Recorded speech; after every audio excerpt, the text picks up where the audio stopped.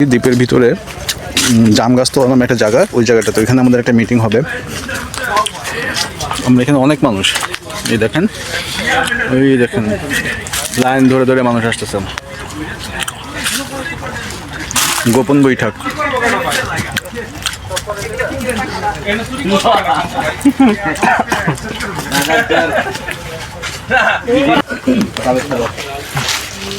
আচ্ছা, প্রিয় সহকর্মীবৃন্দ, সহযোদ্ধাবৃন্দ, আপনারা যথাসময়ে আশা করি যে আসছিলেন, সবাই একটু লেট হয়েছে, তারপরেও আমার মনে হয় যে প্রত্যাশার চাইতে অনেক বেশি উপস্থিতি আজকে আছে।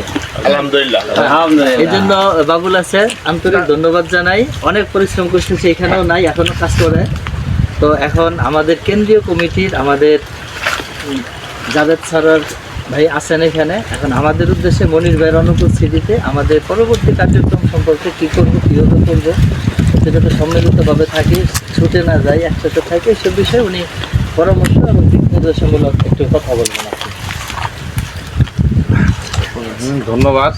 আজকে আমাদের নদী পরিবারক দল গাজীপুর জেলা কমিটি কর্তৃক আয়োজিত আমাদের এই দাদারচর পরিদর্শন, ভ্রমণ এবং সেই সাথে শীতলক্ষা এবং পুরাতন ব্রহ্মপুত্র নদী পরিদর্শন এই সম্পর্কে যে আয়োজিত আজকের আমাদের অনুষ্ঠান, এই অনুষ্ঠানের আপনি যে গাজীপুর জেলা কমিটির যে সাধারণ সম্পাদক রয়েছেন, ওনাকে ধন্যবাদ জানাচ্ছি সুন্দর একটা আয়োজন করার জন্য, এবং এর সাথে যারা যারা আপনারা পরিশ্রম করছেন এই আয়োজনটাকে সফল করার জন্যে, এই পর্যন্ত আসার জন্যে, যে অন্তত আজকে আমরা প্রায় 24 জন, আমি গুনে দেখলাম যে আমরা 24 জন আজকে আমাদের উপস্থিত হয়েছে।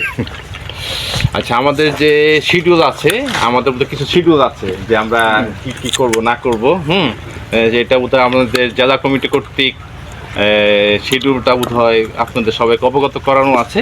তারপরে আমি কিছু আমার অভিজ্ঞতা থেকে বলি। আমরা এখানে কেন্দ্র কমিটি থেকে ইতিপূর্বে 3 বার করে আমরা বিভিন্ন প্রোগ্রামে আমরা এখানে এসেছিলাম এবং অ্যাটেন্ডও করেছিলাম। আমরা এখানে মূলত কয়েকটা জিনিস আমরা দেখতে আসি। একটা হলো এখানে 2টা নদী, এই 2টা নদীর একটা সংগ্রামস্থল হলো আমাদের দাদার চর। এই দাদার চরটা হলো সেই ব্রিটিশের আমল থেকে এই দাদার চরটা আছে এবং একটা আছে দাদার চর। মূলত এই দাদার চরটা দেখার জন্যই আমরা আসছি, এবং 2টা নদী। এর পরবর্তীতে হয়তো আরও যদি কোনো ব্রিফ করার দরকার পড়ে আমরা ব্রিফ করবো। এখন আপনাদের যে শিডিউল আছে সেই শিডিউল অনুযায়ী আপনার প্রোগ্রাম আপনারা চালিয়ে যাবেন। এই আর শিডিউল আপনারা জানেন, শিডিউল সম্পর্কে আমাদের যে জেলা কমিটির যে সাধারণ সম্পাদক আছেন, সেক্রেটারি জানাচ্ছে, উনি ভালো বলতে পারবেন। ওনাকে আমি অনুরোধ করছি সেই শিডিউল অনুযায়ী আপনাদেরকে অবগত করানোর জন্য। ধন্যবাদ সকলকে। ধন্যবাদ। আসলে আমরা যেটা আমাদের প্রোগ্রাম ছিল যে আমরা এখানে আসবো, একটা পুরো নদীটা পরিভ্রমণের যে কার্যক্রমটা সেটা সম্পন্ন করব।